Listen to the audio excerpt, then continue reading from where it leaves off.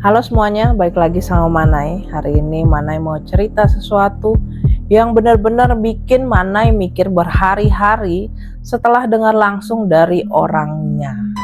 Coba bayangin deh, kalau kamu tinggal di suatu tempat, terus ada satu pintu yang dilarang keras dibuka. Alasannya cuma ada barang berharga.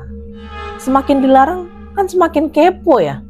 Rasanya kayak ada yang ngajak terus gitu, kayak ayo buka aku, ayo lihat sebentar aja. Nah, cerita ini datang langsung dari Rika, bukan namanya sebenarnya, mantan ART yang dulu kerja di rumah tua di daerah pinggiran Depok. Dia cerita ini kemana ya katanya sambil tangannya gemeteran, kayak masih ketakutan banget sampai sekarang. Katanya yang ada di balik pintu itu bukan emas, bukan perhiasan, tapi sesuatu yang bikin kamu gak berani tidur sendirian malam ini. Nah loh, Manai bakal ceritain pelan-pelan apa yang dia rasain, apa yang terjadi setelahnya, sampai misteri yang sampai sekarang belum terjawab. Siapin dulu minumnya, duduk yang nyaman, dan jangan kaget kalau tiba-tiba kamu merasa ada yang ngeliatin kamu dari belakang. Oke, kita masuk ceritanya. Rika masuk kerja di situ pas umurnya 23 tahun. Awalnya dia senang karena gajinya lumayan di umur yang masih muda. Dan rumahnya deket dari rumah orang tuanya, rumah yang tempat dia kerja itu. Tapi pas pertama kali dia datang, rasanya udah gak enak. Rumahnya besar banget, 2 lantai, catnya udah kusem, kayunya banyak yang mulai keropos. Walaupun siang bolong, di dalamnya tetap gelap. Harus nyalain lampu terus. Anginnya dingin, padahal di luar lagi panas terik kayak mau hujan abu. Ya kan? Udah kayak ada lava tuh dari Merapi. padahal jauh ya dari Depok ya. Jadi majikan Rika ini sepasang suami istri. Udah berumur, pendiam banget, jarang senyum. Kalau ngomong pun pelan dan tegang, nggak ada suara tawa, nggak ada suara TV gitu, nggak ada. Mereka nggak nonton kali ya? Rumahnya sunyi banget, sampai suara langkah kaki sendiri kedengeran jelas memantul di dinding. Berarti kalau rumah tua, kalau di pinggiran Depok, biasanya itu rumah-rumah zaman Belanda. Nah, dari hari pertama Rika masuk langsung tertuju ke satu pintu di ujung lorong belakang lantai 1. Pintunya kayu coklat gelap, gagangnya karatan. Terus selalu dikuncinya tuh ganda, jadi ada dikunci terus ada gemboknya. Kuncinya nggak pernah ditaruh di laci atau gantungan kunci umum, selalu ada di saku celana Pak Majikan, nggak pernah dilepas. Nah lo, Hari kelima kerja, pas Rika lagi nyapu deket situ, dia beraniin diri nanya nih, karena Rika nih udah terlalu kepo. Akhirnya dia nanya, Pak, Bu, izin, kamar yang di situ buat apa ya? Kok nggak pernah dibuka, nggak pernah dibersihin juga? Wah, wajah Bu Majikannya langsung pucat. Pak Majikan langsung berhenti jalan, nengok ke Rika dengan tatapan tajam tapi sedih sekaligus kayak gitu mukanya. gimana ya, tajam tapi sedih. Jawabannya pelan tapi tegas banget. Itu gudang barang berharga warisan keluarga. Kamar itu lembab. Kalau sering dibuka, barangnya rusak. Dengar ya Rika, ini pesan paling penting. Jangan pernah deketin pintu itu, jangan disentuh, apalagi coba dipencet atau dibuka. Sekali kamu langgar, jangan harap kerja di sini lagi. Dan kamu sendiri yang bakal rugi besar. Rika kaget banget, langsung minta maaf dan janji gak akan berani. Tapi dari situ justru rasa keponya nih makin menjadi-jadi. Barang berharga apa sih yang gak boleh dilihat sama sekali? Ya makin bertanya-tanya nih otaknya nih, pikirannya nih. Kenapa bicaranya kayak ada bahaya lain ya selain barangnya hilang? Apa ya? Selama 3 bulan Rika nurut. Tapi setiap kali lewat lorong itu, dia selalu ngerasa ada yang nunggu di balik pintu. Kadang kedengeran suara pelan, kayak orang jalan-jalan di dalam kamar itu. Padahal kan majikan lagi pergi ya. Kadang pintunya kedengeran bunyi letak sendiri, padahal nggak ada angin kencang. Tibalah hari yang bikin semuanya berubah. Hari Selasa sore, sekitar jam 3-an, Pak Majikan dapat telepon panik nih dari rumah saudara di Bogor. Katanya neneknya kritis, harus segera ke sana. Mereka berdua buru-buru siap-siap nih. Dan mereka pesan ke Rika, jaga rumah ya, jangan buka pintu buat siapapun. Kami mungkin besok sore baru pulang. Wih, wow. Gimana tuh Rika? Deg-degan gak sih? Mereka lari ke mobil buru-buru banget sampai nggak sadar ada sesuatu yang jatuh dari saku Pak Majikan. Setelah mobil pergi, Rika beres-beres ruang tamu. Pas mau ambil sapu di dekat meja depan, matanya ngelirik ke lantai.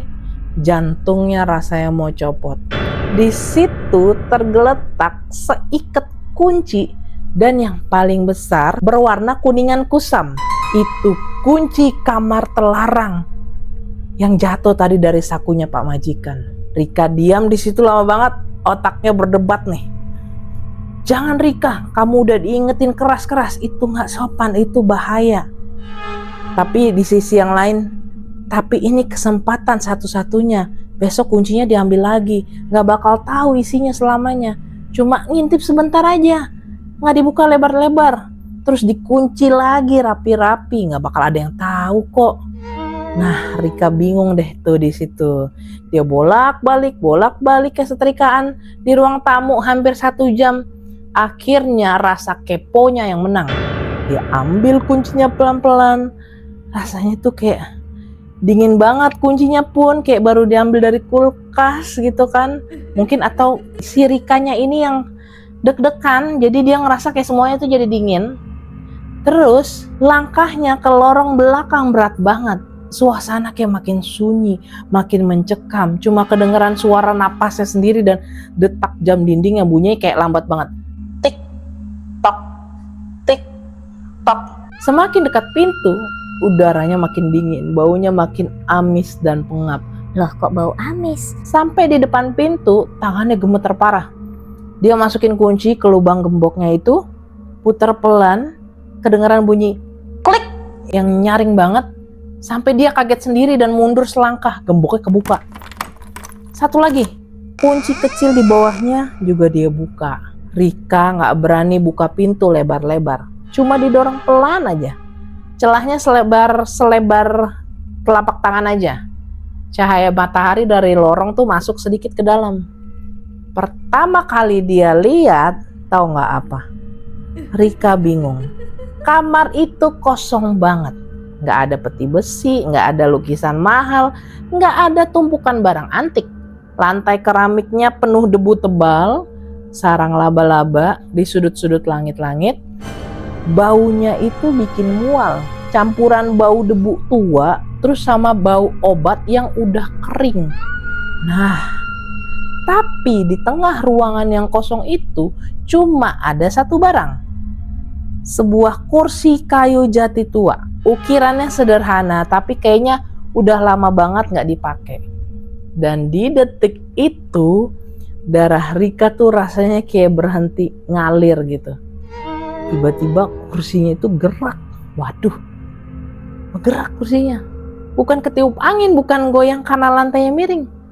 Bergerak pelan ke depan sekitar 2 cm. Terus berhenti sebentar.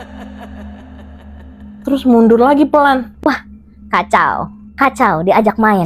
Bisa bayangin kan kalian persis kayak orang yang lagi duduk di situ, terus ngerasa nggak nyaman, jadi geser pantatnya itu ke depan terus ke belakang gitu. Gerakannya pelan tapi jelas banget dilihat mata. Rika mau teriak tapi suaranya hilang kayak gitu.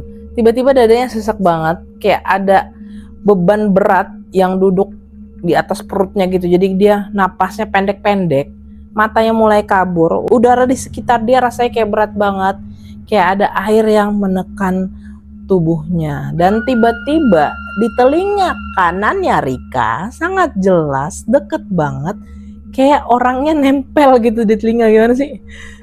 Suaranya lembut tapi dingin dan penuh ancaman. Dia ngomong gini, kamu sudah tahu, sekarang jangan pernah bicara. Gak ada suara langkah, gak ada bayangan, tapi bisikan itu nyata banget. Rika langsung kaget, dorong pintu sampai ketutup rapat, kunci ganda secepat mungkin, terus lari sekencang-kencangnya. Dia auto ke kamarnya udah. Kunci pintu kamar dan sembunyi di bawah selimut sampai matahari terbenam. Dia gak berani keluar sama sekali sampai besok pagi majikannya datang, majikannya pulang, barulah dia keluar kamar. Saking takutnya tuh. Nah, besoknya majikannya pulang. Ngeliat Rika nih kenapa mukanya pucat banget, matanya bengkak, badannya gemeteran terus. Mereka langsung tahu ada yang salah. Awalnya Rika gak mau ngaku, tapi akhirnya nangis nih si Rika dan cerita semuanya. Dia bilang dia nemu kunci jatuh, dia ngintip kamar terlarang itu, lihat kursi bergerak dan dengar bisikan itu. Jadi Rika nih udah siap banget dimarahin, siap diusir atau bahkan dilaporin polisi. Tapi kalian mau tahu apa? Reaksi Pak Majikan malah bikin dia kaget. Pria tua itu langsung duduk di lantai, tutup wajahnya dengan tangan dan nangis sesenggukan. Bu Majikan juga nangis di sampingnya. Bingung dong Rika, kenapa nih kedua majikan gue kenapa nih? Setelah tenang sedikit mereka akhirnya cerita semuanya. Rika, kami bohong soal barang berharga. Kamar itu kamar anak laki-laki kami, Dimas. 2 tahun yang lalu dia meninggal di situ, bunuh diri karena depresi berat. Astaga naga. Dia pendam semuanya sendiri. Kami terlalu sibuk kerja, gak pernah sadar kalau dia sakit parah. Sampai kami nemu dia di kursi itu, udah terlambat. Kami kunci kamar itu karena gak sanggup lihat barang-barangnya. Rasanya bersalah banget. Setiap kali lihat kamar itu, kami ingat kalau kami orang tua yang gagal. Kami bilang itu gudang barang berharga supaya nggak ada yang berani buka. Berita ini akhirnya menyebar ke tetangga, kerabat, sampai orang yang biasa ngobrol sama Rika. Nah, di sini muncullah 2 pendapat besar yang sampai sekarang nggak ada yang menang. Jadi sama-sama bingung lah. Jadi ada pendapat pertama, itu adalah arwah Dimas yang kesepian. Banyak orang bilang Dimas meninggal masih muda, masih banyak keinginan yang belum kesampaian. Walau hidup dia jarang ditemenin orang tua, sering sendirian di kamar itu, jadi arwahnya masih terikat di situ, gak mau pergi, Gak mau pulang. Gerakan kursi itu dia yang duduk, dia cuma pengen ditemenin, pengen ada yang tahu kalau dia masih ada di sana. Bisikan itu cuma peringatan supaya rahasianya nggak disebar, karena dia nggak suka diomongin sembarangan. Nah, tuh jangan ngomongin sembarangan ya. Kasian tahu. Pendapat yang kedua, itu energi rasa bersalah keluarga. Ada juga yang bilang, nggak ada roh di situ. Yang ada itu energi negatif yang numpuk bertahun-tahun. Rasa bersalah yang dipendam Pak dan Bu Majikan. Penyesalan yang nggak pernah diungkapin. Rasa sedih yang nggak selesai-selesai. Energi itu begitu kuat sampai bikin benda-benda ini bergerak. Bikin orang sesak napas dan bahkan menciptakan suara bisikan. Itu kayak cuma pantulan dari luka hati keluarga itu, bukan arwah Dimas aslinya. Bahkan ada yang nambahin, kalau itu Dimas, kenapa cuma ngancem diam? Kenapa nggak minta maaf atau cerita kesedihannya? Tapi pendapat pertama ngejawab nih, karena dia udah sakit hati banget sama orang yang nggak pernah dengerin dia waktu hidup. Wah, complicated ya guys. Tapi ya sampai sekarang pintu itu masih terkunci. Keluarga itu pindah rumah setahun yang lalu. Rumah itu udah kosong melompong. Ada yang bilang, kadang lewat sana masih kedengeran kayak ada suara kursi geser-geser di dalam. Tapi biasanya mana kalau di rumah juga kadang suka dengar-dengar ada yang kursi geser-geser malam-malam. Nggak ada yang berani buka lagi dan nggak ada yang tahu jawaban pastinya. Nah, teman Manai, sampai di sini ceritanya. 2 pendapat yang sama-sama masuk akal, tapi mana nih yang benar? Nggak ada yang tahu pasti sampai sekarang. Satu hal yang Manai yakin, seringkali kita nemu larangan yang aneh, kita mikirnya orang tua pelit atau curigaan. Padahal di balik pintu tertutup itu seringkali tersimpan luka yang paling dalam, penyesalan yang gak bisa diobati lagi. Rasa penasaran itu boleh ada, tapi harus tahu batasnya. Kadang ada rahasia yang memang harus tetap jadi rahasia. Kalau kamu di posisi Rika, kamu bakal berani buka pintu itu nggak? Dan menurutmu yang bikin kursi itu bergerak itu arwah anak yang kesepian atau beban rasa bersalah yang terlalu berat sampai berwujud nyata? Ketik pendapat kamu di kolom komentar ya. Mana pengen tahu pandangan kalian. Kalau ada yang punya pengalaman mirip, boleh cerita juga di situ atau bisa langsung di form yang sudah Manai siapin di deskripsi channel. Terima kasih untuk Rika yang sudah menceritakan kisahnya. Semoga sekarang kondisi Rika sudah baik-baik aja ketika Rika mau menceritakan kisahnya ke Manai atau juga ke teman-teman yang lain supaya bebannya lebih ringan ya. Jangan lupa like dan share kalau cerita ini bikin kamu merinding, dan juga subscribe Manai Berkisah serta nyalakan lonceng notifikasinya. Sampai jumpa di cerita selanjutnya yang gak kalah misterius. Jaga diri kamu, jangan sembarangan sentuh atau buka pintu yang bukan hakmu.